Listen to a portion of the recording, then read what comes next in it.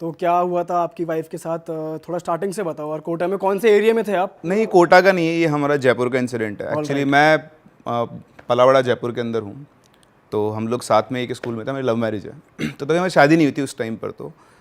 तो ये बात है आई थिंक 2008 के आसपास की, 7-8 के आसपास की बात है। उस टाइम मैं कॉलेज में ही था। तो होली का टाइम जो था ना, वो तो होली का टाइम था उस टाइम पर। तो मेरे जो दो मतलब जो ब्रदर इन लॉज है, छोटा वाला जो है, तो वो उस टाइम बहुत छोटा था वो। तो कुछ नाराज़ होकर उससे शाम के करीबन 7 बज रहे थे, तो ऐसे घर से भाग गया। तो उसको ऐसे पकड़ के लाने के लिए कि वापस आ जा, वापस आ जा। तो गई, तो वहाँ पे एक चौराहा था, तो वहाँ से गई, वापस आई, और 15-20 मिनट के बाद उसको पैरों में बहुत तेज़ दर्द होने लगा। तो उस दिन से उसके पैरों में दर्द शुरू हुआ, तो वो दर्द बहुत तेज़ होने लगा उसको। और विदिन 2-3 डेज़ उसके पैरों ने काम करना बंद कर दिया। मतलब पैर पे खड़ी भी नहीं हो सकती थी। आप सोचो, आप कल तो आप अच्छे खासे चल रहे थे, 2 दिन बाद आपका उठ भी नहीं पा रहे हो, आप उठते ही गिर जाओगे आप। तो डॉक्टर के पास गए, MRIs हुई, कोई नॉर्मल कुछ भी नहीं है, पर पैरों में जान नहीं है। तो ऐसा नहीं कि वो लोग इसे मानते नहीं थे, तो उन लोगों ने ये सब भी ट्राई किया, उनके गांव से पता किया। तो गांव में जो आप बोलते हैं ना, देवता आते हैं किसी के अंदर, उनसे बात की, तो उन्होंने बोला कि इसके ऊपर तो किसी ने कुछ करवा दिया है। फिर वो एक अलवर में एक बाबा थे, उनके पास गए। तो इस तरह चलता रहा उनका प्रोसेस। अच्छा, हमारी उस टाइम पे इतनी बात होती नहीं थी, तो मुझे तो किसी थर्ड पार्टी से पता लगा कि ऐसा कुछ हो गया है। तो फिर वो वहाँ गए, अलवर में उन्होंने इलाज करवाया 3-4 महीने, तो थोड़ा थोड़ा इम्प्रूवमेंट हुआ। बट फिर भी ऐसा नहीं था कि आप घूम फिर सकते हो। एक तरह से आप ये मान लो कि हाफ बेड रिडन हो आप। तो फिर मैंने देखा कि चल रहा है, अभी चल रहा है, इलाज चल रहा है, पर कुछ इलाज से कुछ हुआ नहीं। तो मेरा एक दोस्त है सैंडी, अच्छा शायद आप लोगों को पता नहीं है, बट मेरा एक डांस ग्रुप हुआ करता था जब मैं कॉलेज टाइम पे था तब। तो मैं थोड़ा ठीक ठाक डांस कर लेता हूँ। तो हम लोग का एक डांस ग्रुप था, तो मैं ऐसे डांस प्रैक्टिस पे गया हुआ था। तो मैं थोड़ा परेशान सा था, तो उसने बोला क्या हुआ यार भाई तेरे को? तो मैंने बोला यार ऐसे ऐसे बात हो गई। तो मैंने एक काम कर, तो मेरे साथ चल, मेरे एक भैया हैं, शंकर भैया नाम उनका, और वो इस चीज़ का इलाज कर सकते हैं। अब उस टाइम पे अपने को लगता है चलो कुछ भी करके करते हैं। तो मैं गया उनके पास। तो शंकर भैया शाम को मिले। शंकर भैया पहले देखते मुझसे और कुछ नहीं पूछते हैं, मुझसे बोलते कि तू उससे शादी करना चाहता है।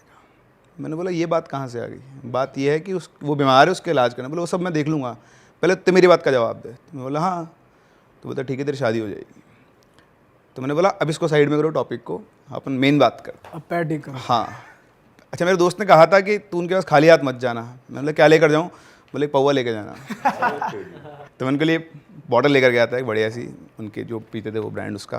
तो उनको मैंने दी, तो वैसे ही खुश हो गए। तो वो उनके ये पता नहीं, एक तो माता जी के साधक थे, और ऐसे नहीं पीते थे नॉर्मल में, बट जब उनके अंदर कुछ आता था ना तब अभी तो मस्त। तो उन्होंने मेरे से बोला कि ठीक है तो चल मेरे को लेके कल, मैं देखता हूँ क्या है। तो मेरी मम्मी से बात होती थी, इनकी मम्मी से बहुत। तो मैंने उनको फ़ोन किया, बोला कि ऐसी सी बात है। तो अब उस टाइम उनको भी था कि कैसे कैसे बच्चे का इलाज हो जाए। तो उन्होंने बोला ठीक है तुम आ जाओ। तो हम लोग सुबह गए 12 बजे। शंकर भैया बैठे, उन्होंने ऑब्ज़र्व किया, और उन्होंने बोला कि कल से इसका इलाज शुरू करेंगे। तो मैंने बोला इलाज क्या करेंगे? बोलो मैं तेरे को बता दूंगा। अच्छा, उनका ये था कि उनको ही पता था। तो उन्होंने बोला कि क्या होता है उस टाइम पे किसी को संभालने वाला चाहिए। तो उन्होंने बोला कि ये संभालेगा, अच्छा। मेरे साथ ये आएगा जब भी मैं आऊँगा यहाँ पर। तो वो ऐसा एंट्री करवा दी उन्होंने। मैंने कहा ठीक है। अब हमने बचपन में देखा, मेरे पड़ोस में भी लोगों में थोड़ा सा बैकवर्ड एरिया सा था, वहाँ पे से देखा हुआ है मैंने। तो मैंने ठीक है कोई दिक्कत नहीं है, अपने देखा हुआ लोग। तो हम गए नेक्स्ट डे, उन्होंने ऐसे पूरा सेटअप बनाया अपना। 2 ईंटें लगाई, उसके ऊपर गेहूं के दाने, फिर उसके ऊपर दीपक लगाया। अपने साथ वो अपना एक वो चिमटा सा था, वो लेकर आए थे, कुछ सामान था उनको। वो यहाँ पे बैठ गए, उन्होंने दीपक जलाई, आँख बंद करी। जैसे लोगों का मेडिटेशन होता है, उनका एक तरीका था। 2-3 मिनट के बाद ऐसे घूमना शुरू हुआ ऐसे, और फ्रीक्वेंसी ऐसे बढ़ती जाए। अब मैं जस्ट उनके सामने मैं बैठा हुआ। अब मैंने देखा है, पर मैंने कभी किसी को हैंडल नहीं किया, मुझे भी डर लगे। इधर जितने भी लोग थे सब पार, सारे घर वाले 1-1 फीट पीछे हो गए, और वो आगे बैठी हुई है, उसको भी डर लग रहा। बट अब वो घूमते ही वो बोलते हैं दे। बोले क्या दूँ? तो दे। तो उन्होंने वहाँ पे बॉटल पड़ी थी, उसकी तरफ इशारा किया। तो उनके पास प्याला रखा हो, तो उस प्याले में वो पूरी बॉटल जो पौवा होता है खाली किया उन्होंने, एक सिप में पूरा। अरे पूरा वो जो देसी टाइप वाला होता है ना जो। फिर दूसरा डाला, उसके बाद वो खड़े हुए, ऐसे चिमटा उठाया उन्होंने, एक पैर से, लंगड़े पैर से पूरे घर का चक्कर लगाना, जो चिमटा मारते जाएं, वो आगे आ गए, मैं उनके पीछे पीछे। हम पूरे हर एक कमरे, हर एक कोने का चक्कर लगा गया है घर में, और फिर वापस वहीं आके बैठ गए। उसके बाद उन्होंने बोल कुछ नहीं रहे। अच्छा, आप ऐसे जब मोमेंट होता है ना, जब आपने किसी को देखा हो, तो पूरी तरह से वो हिल रही थी उनकी बॉडी। अच्छा इतनी देर में मैं भी नॉर्मल लगता है यार, ठीक है सही है। उसमें आके बैठे, उन्होंने ऐसे पैर आगे करवाया उसके। एक छोटा सा क्वेश्चन मेरा, ताकि आप लोगों को चीज़ और समझ में आए। अगर मैं आपको 10 ऑल पिन्स दूँ आपके मुंह में रखने के लिए, तो क्या मुझसे बात कर सकते हो? नहीं कर सकते। नहीं कर सकते ना। अगर आपके मुंह में 10 ऑल पिन हो, अगर कोई ट्रिक है, कोई 10-15 ऑल पिन है, तो ऐसा हो सकता है कि आप मुंह खोलो और दिखे भी ना? Is it possible? I don't think so भाई, दिखेगा तो है ही, और इनफैक्ट लेना ही मुश्किल है। क्योंकि मैंने अपनी आंखों से देखा है वो। उन्होंने पैर से सीधे करवाए, पैर पे मुंह लगाया, और जैसे अपन सक करते हैं ना, ऐसे उन्होंने यूँ सक करते और एक प्याली रखी थी, उसमें 10-15 ऑल पिन थूक देते। अरे तेरे फिर वापस मुंह लगाया, फिर खींचा, फिर तो ऐसे वो कटोरी थी छोटी सी, उसमें करीबन 40-50 ऑल पिन उन्होंने इकट्ठा कर दिया। ऑल पिन मतलब वो जो छोटी सी ऑल पिन आती है जो शर्ट्स को टक करती है, कई बार उनमें आती है वो। तो मेरा पहला एक्सपीरियंस था जो मैंने वहाँ देखा था। हम आज भी इस बात पे डिबेट करते हैं। तो एक्चुअली हमारी शादी वैसे हो नहीं सकती थी, वो भी एक बहुत लंबी कहानी अलग सी। तो पॉइंट इज़ कि मेरे साले आज भी मुझसे बोलते हैं कि ये तो आपकी ट्रिक थी, ये तो आपका पूरा जाल था बनाया हुआ। मेरी बहन को फंसाने के। नहीं, बहन तो फंसी हुई थी ना, बाकी सबको भी तैयार करना शादी के लिए, ताकि हम सब मान जाएं। लेकिन ऑनेस्टली ऐसा कुछ भी नहीं था, वो मेरी आंखों के सामने। और ये उन्होंने एक दिन किया, फिर ऐसे लगातार 3-4 दिन किया, मतलब हफ्ते में 3 बार उन्होंने किया। अच्छा, जिस दिन के उस दिन से उसके पैरों में आराम आना शुरू हो गया, और विदिन 10 डेज़ वो खड़ी होकर चलने लग गई वापस। फिर उन्होंने बताया कि इसके ऊपर एक काला जादू हुआ है, तो राजस्थानी में उसको मूठ बोलते हैं। It's very dangerous form of black magic, मतलब किसी को मारने के लिए छोड़ा जाता है उसको।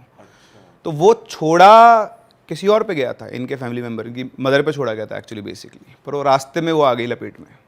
तो उन्होंने ये भी बता दिया कि ये भी छोड़ा बताया किसी और पे गया, और पर्टिकुलरली मॉम पे छोड़ा गया, ये भी। बिल्कुल। अब इसमें ये नहीं बताते कभी भी किसने छोड़ा है, हल्का फुल्का आपको आइडिया दे देंगे। उन्हें तो पता लग जाता है, उनको सब पता, मतलब उनको पता लग जाता है, उनके पास तो ऐसी सिद्धियाँ होती है तो उनको पता लग जाता है। बट वो इनके कुछ रूल्स होते हैं कि वो नहीं बताते हैं। बहुत रेयर केस में, एक्सट्रीम केस में वो बताते हैं, वो आपस में अपने आप से कम्युनिकेट कर लेते हैं, पैक्ट होता है इनका आपस में। तो उन्होंने लास्ट में उससे कहा कि अभी एक काम और बाकी है। मैंने बोला क्या? तो उन्होंने बोला कि 2 काम अपने को करने, एक तो मैं कुछ तेरे को थाली दूंगा, तो अपना एक चौराहा है, उस चौराहे पे रख के आना, और रखने के बाद घूम के मत देखना उधर। तो बोला ठीक है कर दूंगा। तो उन्होंने एक थाली सजाई, उसमें खीर, पूड़ी, पुए, बहुत सारी चीज़ें मिठाई विठाई मिला के उन्होंने कुछ करके मेरे को दिया। बोलो चुपचाप जा चौराहे पे रखना, और गलती से भी घूमना मत। अब आपको ये बोल देना घूमना मत, तो अच्छा वो तो दी घूमने की आपकी। सही कह रहे हो। चुल उड़ जाती जाती कि भाई देखूं। हाँ, मन आप करेगा एक बार तो घूमे, तो चक्कर गया है। पर मैंने खैर उसको फॉलो किया, तो मैंने रख के आ गया चुपचाप उसका गया। फिर उन्होंने दूसरा काम दिया मुझे कि तेरे को एक काला मुर्गा ढूंढ के लाना है। मैं बोला उसका क्या करोगे? बोलो उसको मैं कब्रिस्तान में जाके उसकी बलि देकर आऊँगा। तो फिर मैंने ढूंढा, सर्च कर के वो मुर्गा में लेकर आया। फिर उन्होंने कहा, फिर वो कब्रिस्तान में गए, हम दोनों गए थे। फिर उन्होंने कर के आए, मैं तो बाहर ही खड़ा था, अंदर नहीं गया। फिर वो करके आए, उसके बाद उसको कभी दोबारा उस पैर में वो प्रॉब्लम नहीं है। फिर हमारी शादी हो गई थी 2012 में। लेकिन शादी के बाद, शादी के पहले भी और बाद भी, जब भी होली का टाइम आता था, शी यूज्ड टू क्राई। बैठे बैठे अपन दोनों बात कर रहे हैं ना, आप रोने लग जाओगे। मेरे को अच्छे से इंसिडेंट याद है, हम लोग बाहर ऐसे घूम के आए थे, 11:30 बज रहे रात को, अचानक से रोना शुरू। मैं बोला क्या हो गया? बस रो रही है, कुछ नहीं बोल रही, रो रही। मैंने उसको संभाला। फिर पता नहीं उस दिन कोई अंदर से मेरे आवाज़ आई कि अब नहीं होना चाहिए दोबारा, ऐसा कुछ ऑर्डर सा गया था। उसके बाद कभी नहीं हुआ। तो वो मेरा ऑरा जो है शायद उसकी वजह से वो प्रोटेक्टेड रहती है। अब भी हम कहीं जाते हैं तो ऐसी अगर कोई जगह है तो पहले वो तो जाती नहीं, उसको पता है। तो जैसे अभी हम कहीं जाने वाले थे, मैं तो नाम भी भूल गया जाएगा, तो उसमें हाँ, हम अभी महाराष्ट्र गए थे, तो मैंने ताज चलते हैं, जो मुंबई वाला ताज जहाँ पे अटैक हुआ। तो नहीं, वहाँ तो कसाब ने बहुत सारे लोगों को मारा, तो मैं जाऊँगी, मुझे कोई ना कोई दिख ही जाएगा वहाँ पे। तो ऐसे हम कुंभलगढ़ गए थे, ये मैंने पहले बताया हुआ है। तो कुंभलगढ़ हम गए हुए थे, तो रात को करीबन 12:30-1 बजे के साथ बैठे हुए थे हम लोग, बच्चे हमारे अंदर सो रहे थे। तो एक बेटी छोटी थी उस टाइम मेरी, दूसरी वाली जो थी वो शायद 7-8 महीने की थी। तो अंदर थे हम लोग, बाहर पूल साइड बैठे हुए थे। तो वो बहुत अनईजी सा फील कर रही थी। तो मैं बोला मैं अगर बच्चों को देख के आता हूँ मैं, तो मैं बस मतलब 1 मिनट के लिए अंदर गया हूँ। तो जैसे मैं वापस आया ना, तो उसने मुझे बताया, वो तो मैंने भी देखा था वापस आने, तो उसने बताया कि जैसे तुम अंदर गए, वो पूल से ना एक बॉल ऐसे घूमती हुई मेरी तरफ आ रही थी, और जैसे तुम वापस आए बॉल यूँ की चली गई वापस, मतलब डायगनली भाग गई वापस से, यूँ आते आते यूँ घूम गई। फिर बोला तेरा दिमाग ख़राब हो गया, कुछ भी नहीं है। तो बोलती कि नहीं मैं नहीं बैठे, अंदर चलते हैं। ठीक है अंदर चलते हैं। तो हमारे रूम की एक विंडो थी, उससे उधर पूल साइड दिखता था और बाकी पूरा घाटी सी थी। तो वहाँ भी बैठे तो बोल रही कि यहाँ भी नहीं बैठते। मतलब क्या हो गया? मतलब कुछ नहीं है, बस यहाँ नहीं बैठते। मतलब ठीक है कोई बात नहीं। सुबह हमारी बात हुई गाड़ी में आते, तो मुझे बता रही कि उस खिड़की पे मुझे ऐसे लोग चिपके हुए दिख रहे थे जो अंदर आने की कोशिश कर रहे हैं। मुझे कुछ नहीं दिख रहा था। मैंने उसको फिर बताया कि अपना जो रूम था उसके जस्ट सामने एक बरगद का पेड़ था। बोलती हाँ, तो उसके पीछे एक शमशान घाट भी था। वो उसको नहीं पता था, वो मैंने उसे बताया। तो मैंने पहले ऑब्जर्व कर लिया था, बट मुझे मतलब मेरे को नहीं ऐसा कुछ कभी फील होता है, वो लगता है वो है, बट उसको बहुत तेज़ फील होता है। तो ये कई लोगों के पास ये, इनको आप साइकिक पावर्स बोल लो या उनकी फ्रीक्वेंसी मैच हो जाती है। तो जैसे आप हो, मैं हूँ, हो सकता है मैं लाइफ टाइम देखना चाहें तो भी कुछ नहीं दिखेगा हमें। बैड स्पिरिट या बैड एनर्जी। तो उनकी फ्रीक्वेंसी लो होती है या उनकी फ्रीक्वेंसी हमसे हाई होती है? मैं आपके मैं मायनों आपको में? बहुत सिंपल सा एग्जांपल देता हूँ। आपने एफएम के वो देखे हैं 91 से शुरू होगा, 91, 91.1। अब आप तो 91.1 पे हो, आप 91.01 पे जाओ, आप 91.001 पे जाओ। तो मतलब इनफाइनाइट फ्रीक्वेंसीज, 91 से ऊपर भी है, 91 से नीचे भी है। अब आपको गाना कब सुनाई देगा? 91.1 पे, या फिर 92.7 पे, या फिर 94.3 पे।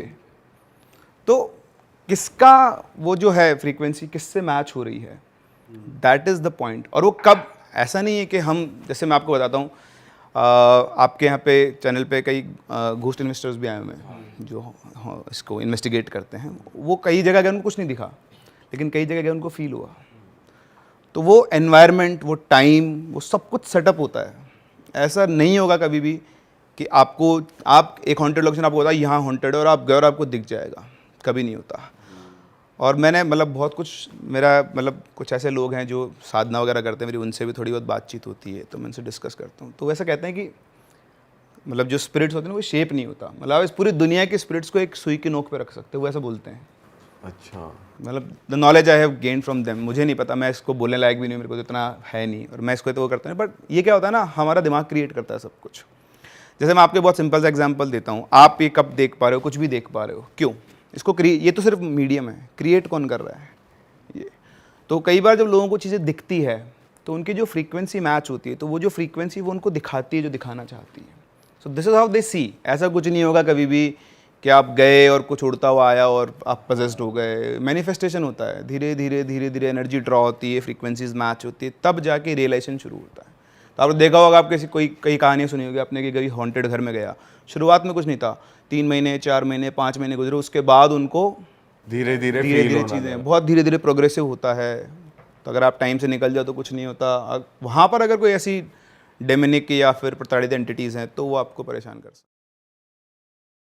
अच्छा गुरुजी, एक चीज़ बताओ, जैसे कोई आता है जो वो बताते हैं कि मैं ये हूँ, मैं यहाँ से इसके साथ अटैच हो गया, मैं प्रेत हूँ, आत्मा हूँ, ऐसी कोई मतलब कितनी तरह की एंटिटी हमारे उसमें मिलती है? कोई डायन वगैरह भी आती है, डाकिनी, शाकिनी, कोई ऐसी भी एंटिटी से आपका हुआ है सामना? हुआ मेरा सामना कहो या उतार तो हमने किए हैं, मेरा सामना तो कम होता है। हाँ, इस चीज़ में कम हुआ सामना, पर उतार मैंने किए हैं इन चीज़ को। जैसे एक लड़का भी हॉस्टल में था नैनीताल, तो वो बेचारा सूखते जा रहा था दिन पे दिन कमज़ोर हो गया, बहुत पतला हो गया। डॉक्टर ने कहा ब्लड नहीं बन रहा है और जॉन्डिस है, पीलिया है, इसमें ये है, इन्फेक्शन है लीवर में, कई चीज़ें। एक बार उसको मेरे पास लाए, मैंने उसको ऐसी बभूति लगा दी गोलू महाराज की। मैंने कहा उनके नाम की हम बभूति लगा रहे हैं, देखो फ़ायदा हो गया तो आप फिर दोबारा आना, नहीं तो हम क्या कर सकते हैं। तो उसको फ़ायदा हुआ। तो उसके बाद वो रोटी वोटी भी खाने लगा, सब कुछ फिट हुआ। तो फिर मैंने चौकी लगाई, उसको बिठाया सामने पे, जागरण भी था, प्लान सब बनाया था हम लोगों में। ये होता आराम लग गया तो फिर जागरण की शुरुआत होती है। जागरण था, कई लोग बैठे थे। तो जब हम खेलने लगे, हमारे पास गोलू महाराज की और गंगनाथ जी 2 हुए हमारे पास, दोनों का जब अवतार हुआ तो एक मेढक का रूप दिखा हमें। मेढक का रूप दिखा तो वो ही मेढक बन के उसके बाथरूम में रहता था। एक बाथरूम में रहता था। अब वो पता नहीं, उनने कहा पता नहीं ये है ऐसे क्या है क्या नहीं है। तो मैंने उससे पहले कहा था कि तू एक तागा बांध देना जब ये तुझे वो ये कहता था कि मेरे पास एक रात को एक वाइट कलर की उसमें एक लेडी जाती है और बैठती है, बातें करती है। अब क्या है क्या नहीं था ये मुझे नहीं ज़्यादा पता। मैंने कहा तू जो भी आती है उसके तू एक डोरा बांध देना।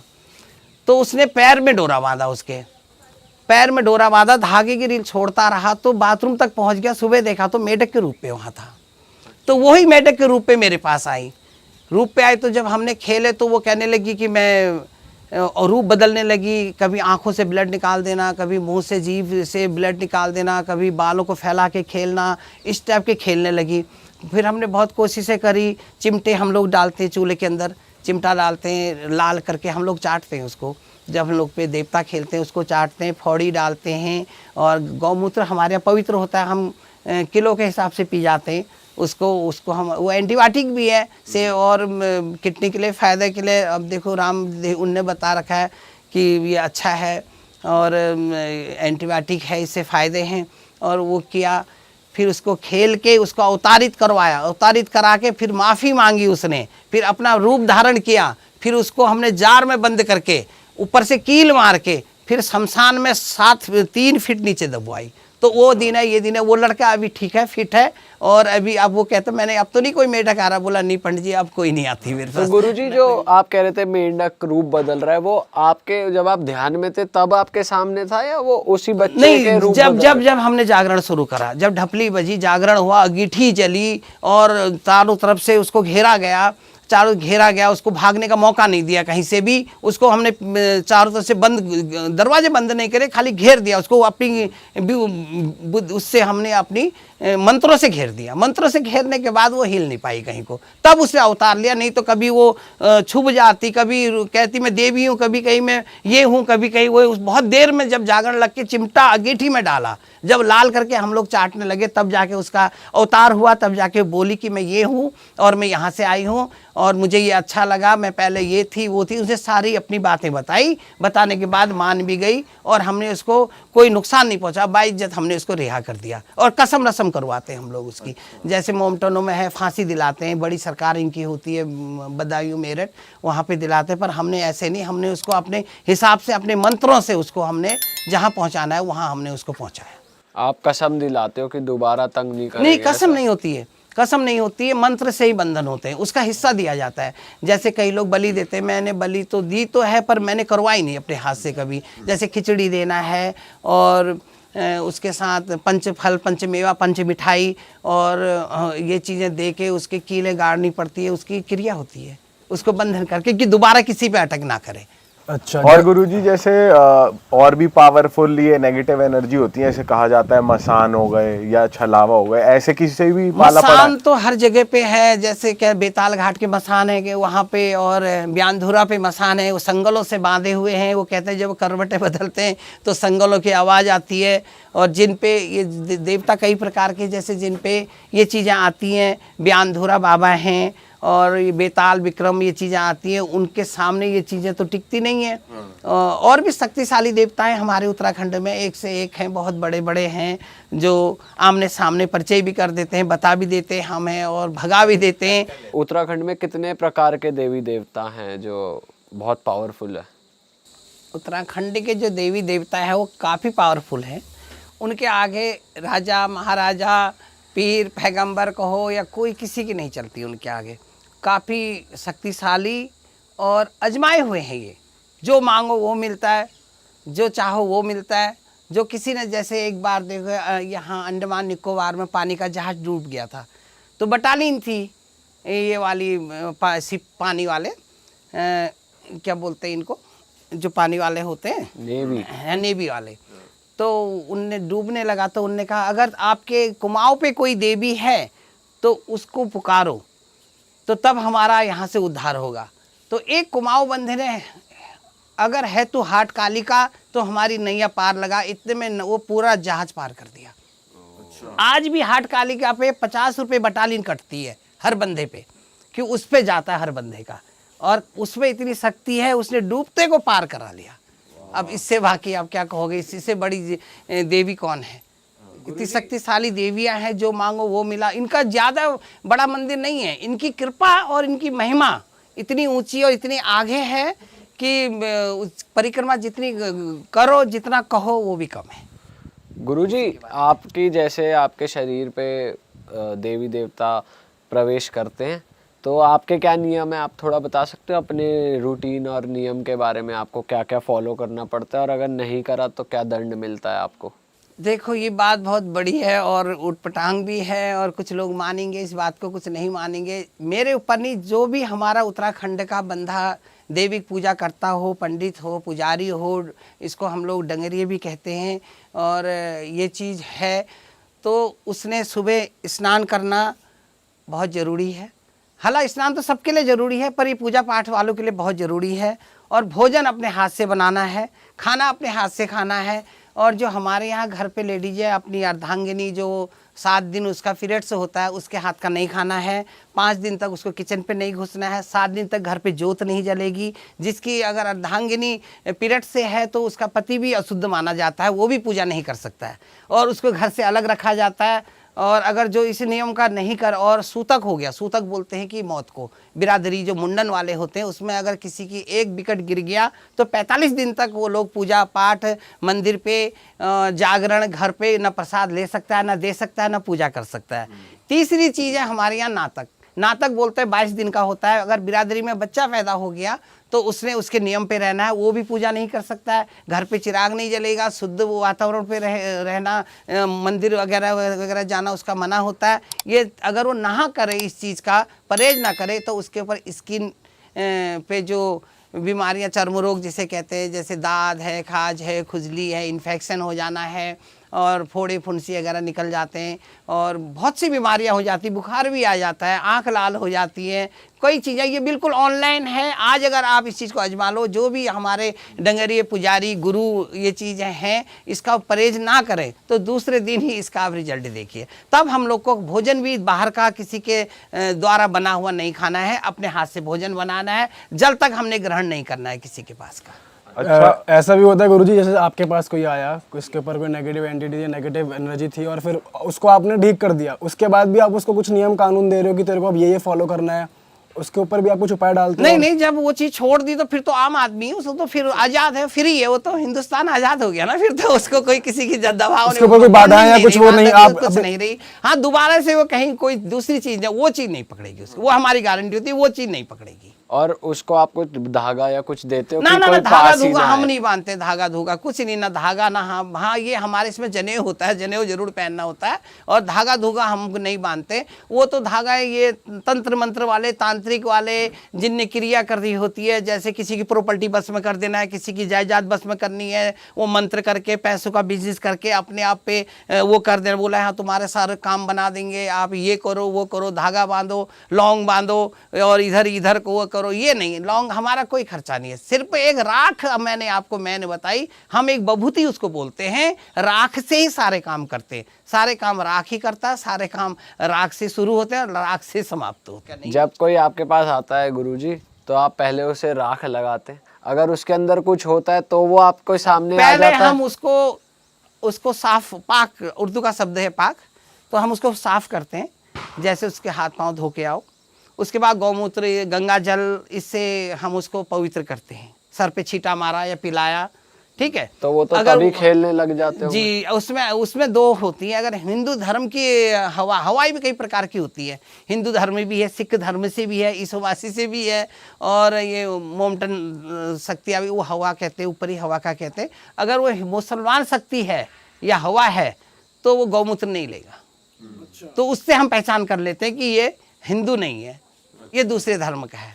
उसका उपाय हम दूसरे हिसाब से करते हैं, वो हम नहीं बताएंगे। और वो गंगा जल भी अवॉइड करते हैं? नहीं लेगा गंगा जल, और हमारी जो चीजें से हम पवित्र होते हैं उससे वो लोग नापाक हो जाते हैं।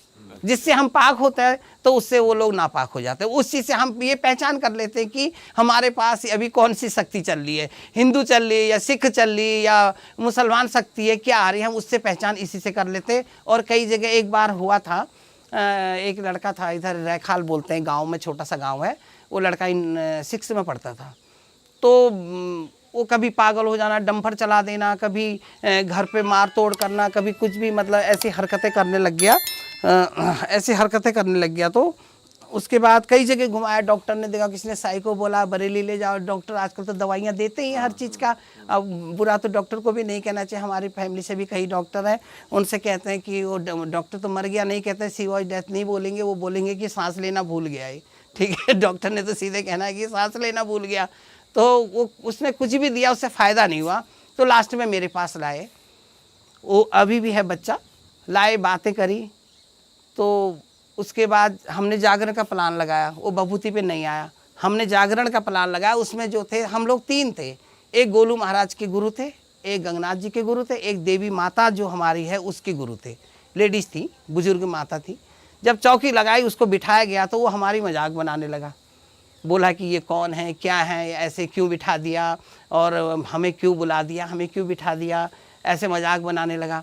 जब मैंने कहा गाय गौमूत्र का छींटा मारो, जागरण शुरू करो, तो उसने वहाँ उधम मचा दिया कि तोड़ फोड़, उठाना बैठाना सब कर दिया। तो फट पकड़ लिया उसको लड़कों ने, हाथ पे भी नहीं आया, ज़बरदस्ती। फिर जब देवियाँ प्रकट हुई, तीनों देवता खेले, तो वो साइड हो गया, वो हाथ जोड़ने लगा। फिर खुद पूछा, उसके ऊपर गंगा जल वगैरह डाला तो सिकुड़ गया, ऐसे सिकुड़ गया, एक दीवार पे चिपक गया, जैसे कि इस पे कोई चीज़ है ही नहीं, वो बिल्कुल ऐसा बन गया, निर्जीव। तो फिर पूछा गया तू कौन है, तो तब उसने बताया कि मैं इरफान हूँ। तो कहाँ से, नाम बताया, मुझे आज भी याद है उसका नाम, इरफान। तो कहाँ से आया, बोला जिस पेड़ के नीचे इसने बाथरूम करी वहाँ पे मैंने फांसी खाई थी। इतनी बड़ी बात उसने, तो वहाँ से मैं इसके पीछे आ गया और ये इसको मैंने सब कुछ कर रखा है। वो कव्वालियाँ गाने लग जाता था, डंपर चलाने लग जाता था, ऐसी हरकतें करता था कि जैसे कि अब हम कह नहीं सकते, मतलब एक छोटा सा बच्चा था वो, मतलब बड़ों से भी ज़्यादा एक कातिल की तरह हरकतें करता था, जैसे एक कातिल होता है। तो उससे बचते थे, माँ बाप पेरेंट्स से परेशान हो गए। तो फिर लास्ट में पूछा तू क्या चाहता है, चलो ठीक है, इसने कर दिया, अब इसका उपाय भी तो है, बता तो दिया हम लोगों ने, या इसने बता दिया इसका उपाय क्या है। उसने कहा कि इसका उपाय क्या खाएगा। अब उसने ऐसी चीज़ बताई जो चीज़ हम दे नहीं सकते। उसने बता दिया कि मैं ये चीज़ खाऊंगा। हमने कहा भैया कहाँ से लाएं, 1-8 किलो होता तो कहीं से ले आते। मैंने कहा भैया हमारे बस की जो चीज़ है वो बता। फिर वहाँ एक काठगोदाम है, वहाँ से यहाँ से 22 किलोमीटर चोरगलिया से हल्द्वानी, तो काठगोदाम थोड़ा 1-2 किलोमीटर ज़्यादा है। ये नैनीताल निकलती है रोड, सीधे पुल से पहले एक मज़ार है, बोले उस मज़ार पे लेके जाओ। तो मैं उसको वहाँ लेके गया, तो वहाँ पे खड़ा किया, उसके पेरेंट्स थे, मैं था, मेरे साथ और भी गुरु माताएं थी। गए तो उसने, हम दूर खड़े हो गए, हमें तो कोई नियम पता नहीं था उनका क्या है क्या नहीं है। तो उसने वहाँ जाके, मैंने कहा भैया तू जो भी है, तू यहाँ पे उसके वहाँ जो उनके मस्जिद के वो गुरु थे उनको बुलाया। उनने जैसे उल्टे पैर धोए, उल्टे करके मुंह धोया, ऐसे उल्टे हाथ धोए, बोला मैं जा रहा हूँ, कसम खा, और वो कुरान के ऊपर हाथ रखा। फिर एक हरी रंग की चादर दी, अगरबत्ती की वो पैकेट दी, और एक इत्र होती है लोगों की, इत्र दी उसमें, और गुलाब के फूल दिए, और कसम करवाई, और वो फिर छोड़ दिया। उसने बोला हमें गोश्त के पैसे देके जाओ। वो गोश्त के हमने पैसे दिए, हमें पता नहीं गोश्त क्या क्या नहीं, हम तो जानते नहीं है। बोले इसी चीज़ के लिए हम तर जाएंगे। ये उसी ने डिमांड रखी, ये डिमांड उसी ने रखी, हमें नहीं पता गोश्त क्या होता है क्या नहीं होता है। तो इसीलिए मैंने कहा कि हम बता नहीं पाएंगे जो चीज़ उसने मांगी। तो एक कहानी है भाई एमपी की, एक फैमिली की, एक हस्बैंड वाइफ और उनके बच्चे, एक लड़का और लड़की। सो भाई क्या होता है, वो मतलब गरीब होते हैं, हर कोई गरीब ही होता है, पहले धीरे धीरे कमाता है। तो वो शिफ्ट होते हैं भाई इंदौर सिटी में, शादी वादी करने के बाद थोड़ा बहुत पैसा वैसा कमाया, इंदौर जाते हैं, वहाँ पे रेंट पे रहने लग जाते हैं। तो रेंट पे रहने के बाद वो प्लान करते हैं कि एक हमें घर लेना है। अब भाई एक नॉर्मल बंदे के लिए इंदौर वैसे भी महंगी सिटी है, तो अफोर्ड करना मुश्किल होता है। तो क्या करते हैं, वो एक घर देख के आते हैं जो कि उनको बहुत सस्ता मिल रहा होता है। जो जहाँ पे कुछ ना कुछ नेगेटिविटी होती है ना, वो जगह सस्ती मिलती है। तो जब वो जाते हैं भाई, देखने जाते हैं, तो वो डीलर उनको बोल देता है कि ये प्रॉपर्टी है, ये आपको इतने में पड़ेगी, ऐसे ऐसे करके ये बात है, आप इसको बाय कर लो। तो आस पड़ोस के लोग जब वहाँ पे देख रहे होते हैं कि भाई इसे फिर कोई ख़रीदने आए इस प्रॉपर्टी को, तो उसको बोलते हैं कि भाई सर आप ये प्रॉपर्टी ख़रीदने आए हो। वो कहते हैं जी। तो कह रहे मत ख़रीदो, यहाँ पे कुछ नेगेटिविटी है, ऐसे ऐसे करके ये चीज़ें हैं। तो उसमें जो हस्बैंड होता है वो भाई हंसने लग जाता है। वो कहता है अरे क्या नेगेटिविटी, नास्तिक, नहीं बिलीव करता। कहता है हमारे दादा परदादा ऐसे होया करते थे, उनके पास इतनी शक्तियाँ, ये क्या ही घर है, कुछ नहीं होने वाला। तो भाई वहाँ पे वो शिफ्ट हो जाते हैं, एनी हाउ घर ले लेते हैं, सुनते नहीं हैं। और लोगों ने उनको बताया होता है कि यहाँ पे किसी ने अपने आप को मार लिया था, हाँ वो केस हो गया था और जिस वजह से आपको ये बाय नहीं करना चाहिए। लेकिन फाइनली वो शिफ्ट होते हैं। शिफ्ट होने के भाई नॉर्मल चल रही होती है लाइफ उनकी, 15-20 दिन होते हैं। फिर क्या होता है, स्कूल्स में एडमिशन होता है बच्चों का, बच्चे स्कूल जाने लगते हैं और 1 महीना होता है। लेकिन उसमें क्या हो रहा था, उस टाइम पे उसके जो हस्बैंड को ना कुछ ऐसे ड्रीम्स आते रहते थे उल्टे सीधे, वो बेचैन होता रहता था। तो थोड़े टाइम बाद क्या हुआ, बच्चे छोटे छोटे थे, ज़्यादा एज होगी नहीं उनकी, 10-12 साल के बच्चे थे वो, एक लड़का था एक लड़की थी। उसमें क्या होता है कि उसके घर वाले बड़े परेशान हो जाते हैं, बच्चे बड़े शैतान होते हैं। तो उसके घर वाले सोचते हैं कि एक केयर टेकर रख लेते हैं, इतना कमा लिया उन्होंने कि उन्होंने एक केयर टेकर अफोर्ड कर लिया। तो एक केयर टेकर रख लेते हैं, केयर टेकर रख लेते हैं तो उनका सब जैसे जैसे चल रहा होता है। तो उस बीच में क्या होता है कि जो लड़का होता है ना, वो अपने पेरेंट्स को बोलता है कि मम्मी ये मेरे को बोलती रहती है, बहन बोलती है कि मेरा घर छोड़ के चले जा, मैं मार दूंगी तुझे, अच्छा, ये मेरा घर है। और पेरेंट्स को ये लगता है कि यार ऐसी ऐसी बातें बोल रहे हैं बच्चे, अवॉइड कर देते हैं। फिर 3-4 दिन भाई कटते हैं। 3-4 दिन कटने के बाद फिर से यही कहानी शुरू होती है कि मम्मी आज ना बहन ने मेरा हाथ मोड़ दिया और मेरे से बोल रही है कि तुम सारे घर छोड़ के जाओ मेरा। भाई उसके पेरेंट्स फिर उस चीज़ को अवॉइड कर रहे हैं, क्योंकि एक्चुअली एक प्रॉब्लम ये भी है कि जो एजुकेटेड लोग अब मानने लगे हैं, पहले नहीं मानते थे इन चीज़ों को कि भाई ये चीज़ें होती नहीं है, ऐसा कुछ नहीं होता। तो थोड़े टाइम बाद क्या होता है, फिर दोबारा ना वो रोते रोते रात को जाती है कि भाई ने मेरा आज गला पकड़ लिया और मेरे चेस्ट पे बैठ गई थी और मेरा ना गले को दबा रही थी और गुस्से से कह रही थी इस घर को छोड़ के चले जाओ। भाई उसके पेरेंट्स उस बात पे थोड़ा सा सीरियस हो जाते हैं कि यार ऐसी क्या बात हो गई है कि लड़का ये हमारा ऐसे ऐसे बोल रहा है। फिर उसके पेरेंट्स डिसाइड करते हैं, फैमिली में डिस्कस करते हैं कि ये बार बार ऐसे ऐसे बोल रहा होता है। फिर भाई वो डॉक्टर के पास जाते हैं। अब डॉक्टर का क्या काम है कि भाई उसको ट्रीटमेंट देना और ये सारी चीज़ें करना। लड़का वहाँ पे डॉक्टर को क्या कह रहा है कि इसके अंदर कुछ ना कुछ है, ये मुझे डराती है रात को, मुझे रात को डराती है और अलग अलग आवाज़ें निकालती है। तो जैसे ही वो सुनते हैं तो डॉक्टर कहता है ये ना थोड़ी सी मेंटली सिक है लड़की जो है आपकी। डॉक्टर ये बोल देता है, उसको भाई मेडिसिन रिकमेंड कर देता है, इससे ये ठीक हो जाएगा। तो नॉर्मली फिर एक किसी पंडित को बुला ही लेते हैं कैसे ना कैसे। उसकी मदर इंसिस्ट करती है, लड़की की मदर इंसिस्ट करती है अपने हस्बैंड को कि एक पूजा करा लेते हैं। तो पूजा भी कराने लग जाते हैं वो। तो फिर भाई 10-15 दिन तक नॉर्मली वही लाइफ रूटीन चल रहा था और उसकी मेडिसिन चल रही होती है। फिर थोड़े टाइम बाद क्या होता है, फिर दोबारा वो लड़का अपने घर में होता है, ऐसे स्टेयर्स पे खड़ा होता है। वो लड़की भाई उसे हिट कर देती है, उससे स्टेयर से धक्का दे देती है। और उस टाइम पे वो सिचुएशन हो जाती है बहुत ज़्यादा सीरियस कि भाई अब इसकी मेडिसिन भी चल रही थी, महीना भर भी हो गया और इसने ये दोबारा स्टेप ऐसे लिया है। फिर वो दोबारा डॉक्टर के पास जाते हैं। डॉक्टर के पास जाने के बाद बोलते हैं कि डॉक्टर ऐसे ऐसे। वो कह रहे कुछ नहीं, थोड़ा सा टाइम लगेगा, आप एक काम करो, आप जो लड़की है वो मदर के साथ सोए, जो लड़का है वो फादर के साथ सोए। तो भाई 1 दिन 2 दिन 3 दिन हो जाते हैं। रात को उसकी मदर के हाथ में ना निशान होते हैं, कुछ ऐसे मार्क्स उसको देखने को मिलते हैं। तो उसके माइंड में डाउट होता है कुछ ना कुछ लड़की में है। अब जैसे वो अपने हस्बैंड से डिस्कस करती है तो उसने उस लड़की को मारते थप्पड़ रात को। अगले दिन भाई उसे बहुत पीटते हैं घर वाले उसके। तो जैसे ही उसको मारते हैं, मारने के बाद लड़की एक रात को फिर से सो रही है। उसका हस्बैंड और उसका बेटा उस घर में होता नहीं है, वो चले जाते हैं किसी फंक्शन में, किसी दूर के मतलब कहीं दूर एक फंक्शन होगा उनका, तो वहाँ पे वो चले जाते हैं। भाई जिस टाइम वो रिटर्न सुबह मॉर्निंग में आते हैं ना, तो उसकी मदर की डेथ हो रखी होती है।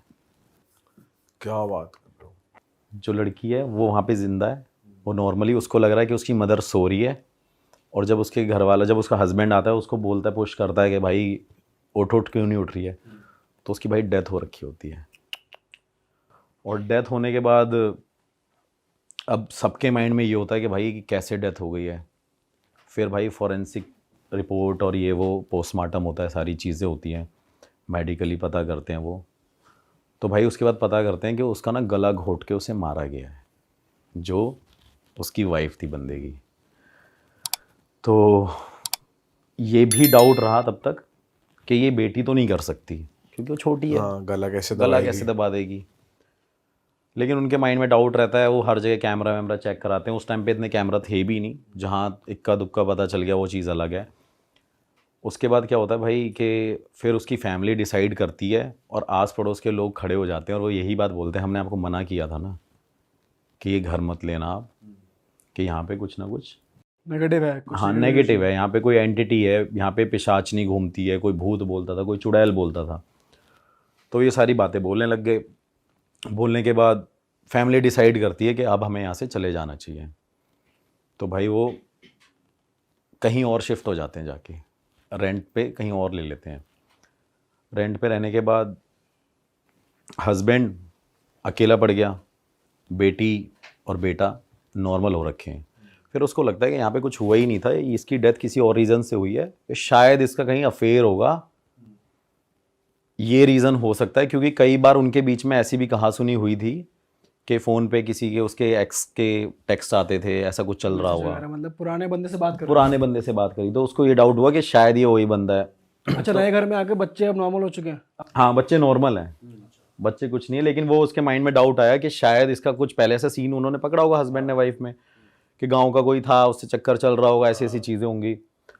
तो भाई जैसे ही वो नॉर्मल रहते हैं, सारी चीज़ें चलती हैं, वो उस लड़के को पकड़ के ले आते हैं जिससे बात होती थी। अच्छा, तो भाई उससे पूछते हैं, भाई पुलिस वाले लेके जाते हैं उसको, वहाँ पे उसको पीटते हैं, मारते हैं, सारी चीज़ें करते हैं। वो कहता मैं तो यहाँ पे था ही नहीं। फिर वो कोर्ट में केस फाइल होता है, मतलब एक डाउट केस हो गया है जो भी है, कि ऐसी ऐसी चीज़ें हैं। फिर उसके बाद क्या होता है कि वहाँ पे थोड़े टाइम बाद उसका फादर उस घर में दोबारा जाता है कि मैं अब देखता हूँ कि यहाँ पे कुछ है या नहीं है, शायद ये उसी वजह से इसकी डेथ हुई थी। भाई इससे पहले हम कहानी में आगे बढ़े, मैं ज़रा ऑडियंस से कुछ बात करना चाहता हूँ। हाँ तो भाई, अगर आप लोग को लग रहा है कि आपके ऊपर भी नेगेटिव एनर्जी है, आपके काम नहीं बन रहे हैं, आपके रिलेशनशिप्स वर्क नहीं कर रहे हैं, शादी नहीं चल रही है, या फिर आपको लग रहा है कि यार मैं कौन से प्रोफेशन में जाऊँ, कौन सा करियर पाथ चूज़ करूँ, तो मैं आपको बता दूँ आपके लिए एक ऐप है पैरा टॉक्स, जहाँ पर आपको मिलेंगे कुछ पैरा एक्सपर्ट्स, बहुत ही ज़्यादा स्किल्ड और एक्सपीरियंस्ड पैरा एक्सपर्ट्स जो आपकी हेल्प करेंगे। तो जितने भी एंड्रॉइड यूजर्स हैं वो पैरा टॉक्स को डाउनलोड कर सकते हैं, डिस्क्रिप्शन में लिंक मौजूद है। और अगर आप एक एप्पल यूज़र हैं तो डिस्क्रिप्शन में मौजूद है एक फॉर्म, आप उस फॉर्म को फिल कीजिए, आपको पैरा एक्सपर्ट्स आगे से कनेक्ट करेंगे। तो चलिए स्टोरी में आगे बढ़ते हैं। हाँ भाई, तो भाई डेथ होने की वजह से वो दोबारा वहाँ पे जाके रहने लगता है, लेकिन उनको फिर वो नेगेटिविटी फील होती है और फिर वो 2-3 दिन बाद घर छोड़ के वापस आ जाते हैं। तो उसको फाइनली कंफर्म हो गया कि यहाँ पे कुछ है जो हमें भगाता है और जो मेरी बेटी बोलती थी। तो भाई वो चले जाते हैं। वो लड़की जो छोटी थी वो बड़ी हो जाती है एक टाइम पे जाके, और उसने शादी कर ली थी, मतलब उसकी शादी हो गई अब। तो तब तक वो इस बात से अनजान थी कि जब मेरी मदर मेरे साथ सो रही थी और मेरी माँ की डेथ हो गई थी, और उस टाइम पे मैं ऐसे बिहेव करती थी इस घर में, उसे याद नहीं रहता था, उसे याद नहीं था। ठीक है। तो उसने शादी कर ली होती है। अब जब उसके फादर ने और हस्बैंड ने, जो उसका दामाद था, वो अपने दामाद को बोलता है कि कम से कम तू इसको बता तो दे कि इसकी मदर की डेथ कैसे हुई है, क्या है, क्या कारण हुआ था ये वो। तो फिर उसको वो पूरी कहानी बताते हैं कि यार ऐसी ऐसी बात हुई है और ये हुआ था। अब वो लड़की इस बात को एक्सेप्ट नहीं करती कि ऐसा हो ही नहीं सकता कि मेरी वजह से मेरी माँ चली गई हो। तो भाई उसके माइंड में वो आता है कि मैं अब अपने हस्बैंड को लेके जाऊंगी और मैं वहीं रहूंगी, उसी घर में। अच्छा, उसी घर के अंदर दोबारा मैं रहूंगी, मैं सरवाइव करूंगी वहाँ पे। उसका भाई जो हस्बैंड है लड़की का, जिसकी शादी हो गई है, वो मना करता है, क्योंकि उसके फादर जो लड़की के हैं वो मना करते हैं कि भाई यहाँ नहीं रहना तूने। लेकिन वो एनी हाउ अपने हस्बैंड को फिर से कन्विंस करती है कि नहीं यार, मेरी माँ यहाँ पे मैंने खोई थी, मुझे अपनी माँ की बहुत याद आती है। किसी किसी का अटैचमेंट भाई बहुत ज़्यादा हो जाता है एक्चुअली। तो वो उसके माइंड से वो निकलता नहीं है। वो ऐसा हादसा उसके माइंड में वही चीज़ स्टक करके बैठ गई। और बोल भी ऐसे दिया कि तेरी उससे हुई है। हाँ, तेरी उससे हुई थी कि जब तू वहाँ पे सो रही थी। थोड़े टाइम बाद क्या होता है भाई कि वो कैसे ना कैसे वहाँ पे जाके इंसिस्ट करके पहुँच जाती है। और उस टाइम पे उसकी एक बेटी होती है भाई पैदा वहाँ पे उसी घर में। सेम वही कहानी रिपीट हो रही है कि वहाँ पे एक और बेटी बर्थ लेती है। तो जब वो बेटी धीरे धीरे बड़ी होती है, तब तक तो वहाँ पे कुछ नहीं होता, सब नॉर्मल रहता है। जैसे ही भाई वो 6, 7, 8, 10 साल की होती है, होने के बाद उसको भी यही सेम फील होता था जो उसकी जो माँ को फील होता था बचपन में। उसको कोई बोलता था कि ये घर छोड़ के चले जाओ वरना मैं तुझे मार दूंगी, तेरी माँ को भी तो हमने मारा था। ऐसे करके अब भाई वो चीज़ बोलती है अपनी माँ को सेम बात कि ऐसे ऐसे मम्मी कुछ हो रहा है। उसकी माँ क्या करती है भाई, किसी अघोरी तांत्रिक पे जाती है और घर पे बुला के लेके आती है। तो अघोरी ने उससे उस टाइम पे करीब 15-16 हज़ार पे लिए, कुछ ऐसे ऐसे पूजा वूजा पाठ जो भी तंत्र क्रिया मंत्र क्रिया करी। तो वहाँ पे जाने के बाद क्या किया उसने कि अब हमारा घर ठीक है, कुछ नहीं हो रहा, सब कुछ भाई नॉर्मल चल रहा है।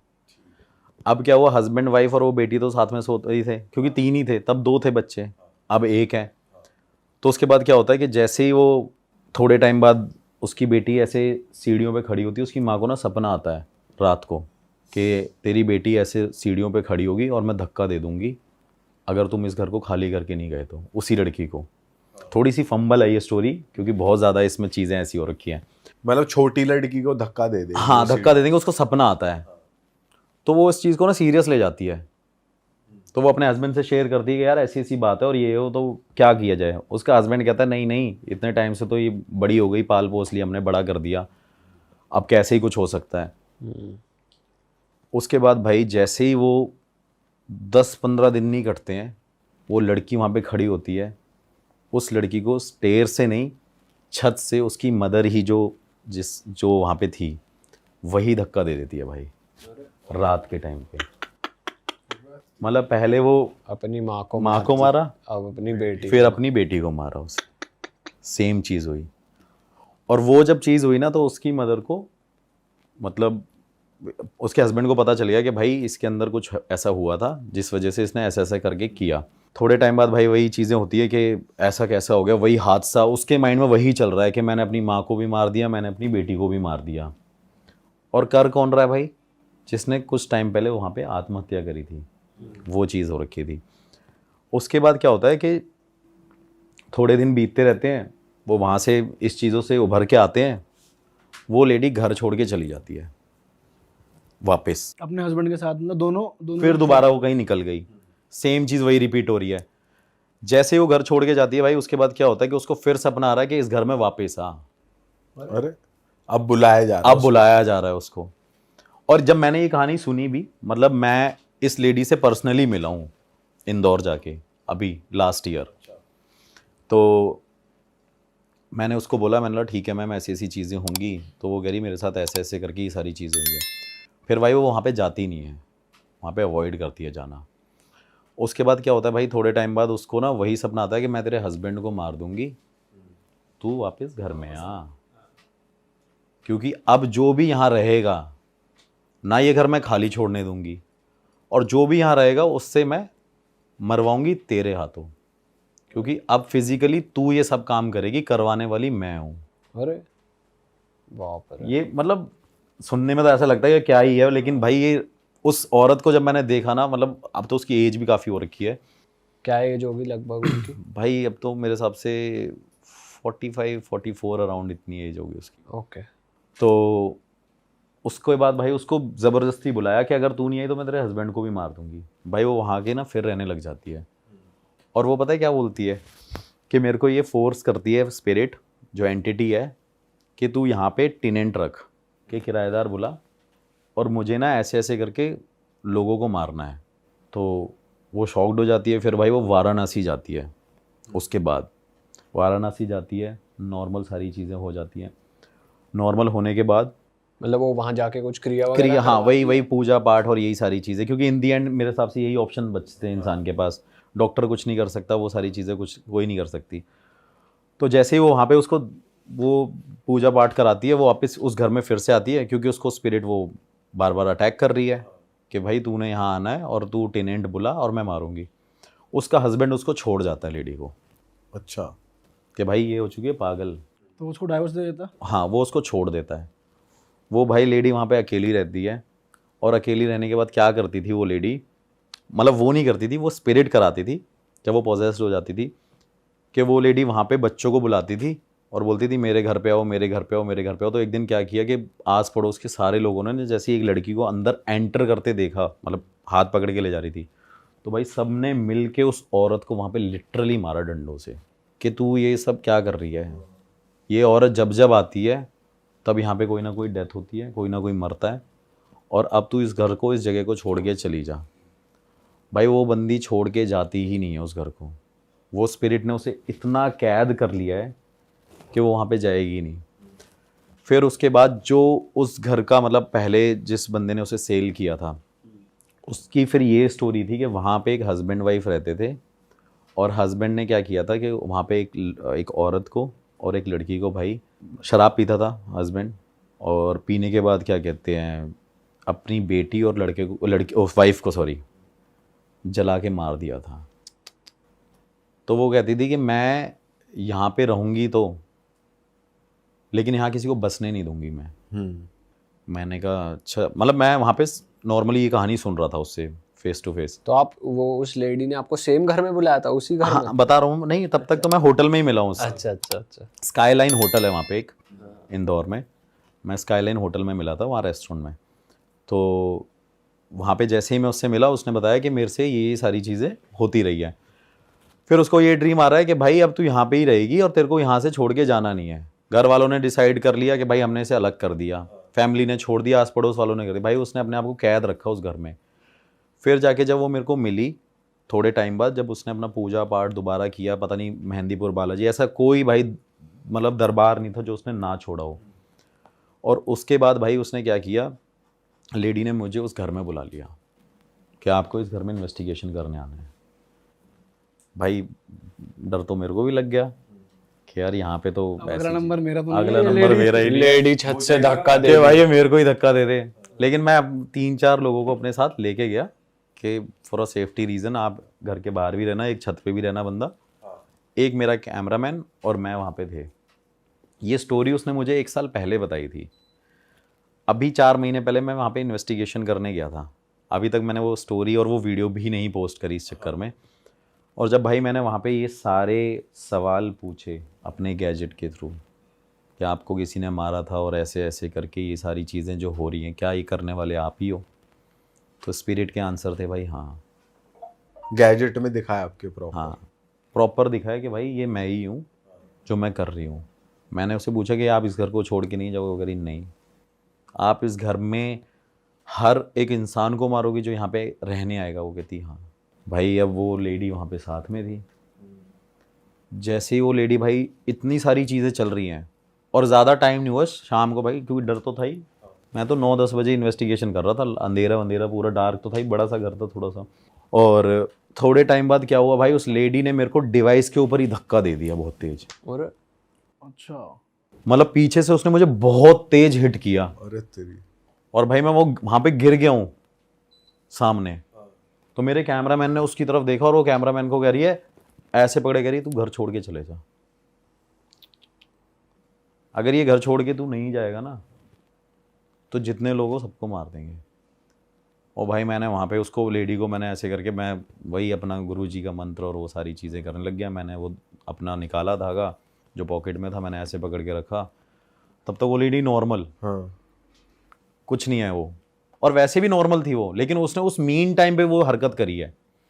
फिर वो एकदम ठीक हो गई? वो ठीक थी, मतलब धक्का दिया और उसको पकड़ा और जैसे ही हमने उसे देखा तो वो एकदम नॉर्मल हो गई है। और वो लेडी भाई लिटरली रो के नीचे ज़मीन पे बैठ के कह रही है मुझे इससे बचा लो, ये सामने खड़ी हुई है और ये मेरे को बोल रही है इनको मार।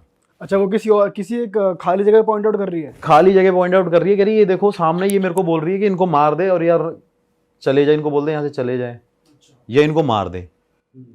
भाई मैं उस टाइम एकदम ब्लैंक हो गया। मैंने उस तरह देखा और मैं ये भी देख रहा हूँ कि मेरे को मेरे गैजेट पे वो सारे आंसर्स मिल रहे हैं, लेकिन अब ये क्यों चाह रही है वो। फिर जैसे ही भाई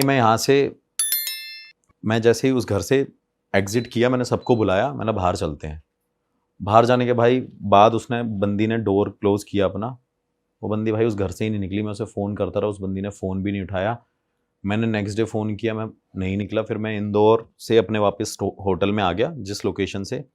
फिर लोकेशन से आने के बाद भाई मैंने उसको फ़ोन किया। वो कह रही कि स्पिरिट कह रही थी कि तूने उसे जाने कैसे दे दिया। अरे मैं शॉक्ड हो गया, मैंने बोला यार ये तो बड़ा ही अलग चक्कर है। फिर अब मेरे को ये था कि भाई क्लाइंट ने मुझे पैसे भी दिए थे इन्वेस्टिगेशन के, जो भी मतलब एक्सपेंस लगता है जो भी। तो भाई उस लेडी के पास जब मैं वहाँ पे फिर मैंने फ़ोन वोन किया, वो भाई स्काईलाइन होटल पे दोबारा मेरे से मिलना ही, मेरे से कह रही मेरे को माफ़ कर दो, वो मेरे से ये बोल रही थी और ऐसी ऐसी बातें। फिर मुझे लगा शायद ये मेंटली डिस्टर्ब ना हो, तो मैंने बोला मैम आपके ना दिमाग में कोई कमी है, आपके दिमाग में कोई कमी है। बट आपको आपने ऐसे क्यों बोला? क्योंकि अगर आपके गैजेट्स में भी अगर स्पिरिट के आंसर्स आ रहे हैं, मतलब एक्चुअली में वो उसको परेशान कर रही है स्पिरिट, हाँ तो दिमागी रूप से तो वो फिर मेरे को एक डाउट होता है ना कि शायद इसके दिमाग में ही कोई कमी होगी, ये सबको धक्का ही दी जा रही है। लेकिन स्पिरिट ने तो आंसर दिया था कि ये मैं ही हूँ, लेकिन मैं क्रॉस चेक कर रहा था कि ऐसा ना हो कि भाई इसको भी कुछ कोई बीमारी लगी हो कि यही मारती हो या ऐसा कुछ करता हो, क्योंकि पहले के टाइम पे ऐसे लोग होते भी थे भाई, सन की लोग जो कहते हैं। तो उसके बाद मैंने जैसे ही भाई वहाँ पे उसको बोला कि आपके दिमाग में, वो भाई साहब मेरे को फ़ोन पे अपने सारी दिखा रही, कह रही मैंने अपना इलाज करा लिया है पूरा, मेरा हस्बैंड, मेरा फादर मुझे सब कुछ छोड़ के चले गए इस वजह से, क्योंकि ये स्पिरिट मेरे साथ लग रखी है। फिर भाई मैंने वही अपने गुरुजी को फ़ोन वोन किया, ऐसी ऐसी बात है। बस मैंने उनसे बस फ़ोन पे इतना बताया, वो कह रहे कि भाई उस घर में वो चीज़ है और तू वहाँ से निकल जा। और जब मैं भाई वहाँ से निकल के आ गया ना, उस लेडी का मेरे पास कम से कम, अभी इस वजह से मैंने वो वीडियो पोस्ट नहीं करी, उसने बोला कि अगर तू यहाँ पे नहीं आएगा तो मैं तुझे अपने आप बुला लूँगी कैसे भी। बट इस बारे में अभी हम बात कर रहे हैं, वो देखेंगी फिर नहीं बोलेंगी? चलो लोकेशन नहीं आई वीडियो में, उनकी शक्ल नहीं आई या कुछ नहीं आया, हाँ नहीं बोलेंगी क्या, बोलने को तो देखो भाई मैं मतलब इतनी तो पावर है यार कि ऐसे कोई कुछ नहीं कर सकता बुलाने को, वो तो बात है ही। लेकिन फिर मैंने उस लेडी से ये भी बात पूछी कि आप ये सब क्यों कर रहे हो, तो वो मेरे को यही बोल रही है मैं नहीं कर रही हूँ, ये वो करवा रही है, और उसका रीज़न सिर्फ यही है क्योंकि उसकी बेटी को मारा गया था और उस औरत को मारा गया था, तो वो यहाँ पे अब किसी को सुखी नहीं देखना चाहती। तो वो सबके बच्चों को मार रही है। वो भाई सबके बच्चों को जो भी वहाँ पे जा रहा है उसको रहने नहीं दे रही है। अरे वाह, आपने ये वीडियो यहाँ तक देख ली भाई, तुमने हमारी मेहनत सफल कर दिया, तुम ही लोग हो असली रियल हिट। और अगर आपको बहुत मज़ा आ रहा है ऐसी क्लिप्स में, ऐसी वीडियोस में, तो फटाफट जाइए प्लेलिस्ट पे बिंज वॉच कीजिए और सारी वीडियोस देख डालो और मौज काटो। दैट इज इट, हम मिलेंगे नए पॉडकास्ट में, नए क्लिप में। Till then bye bye, see you, take care, do subscribe.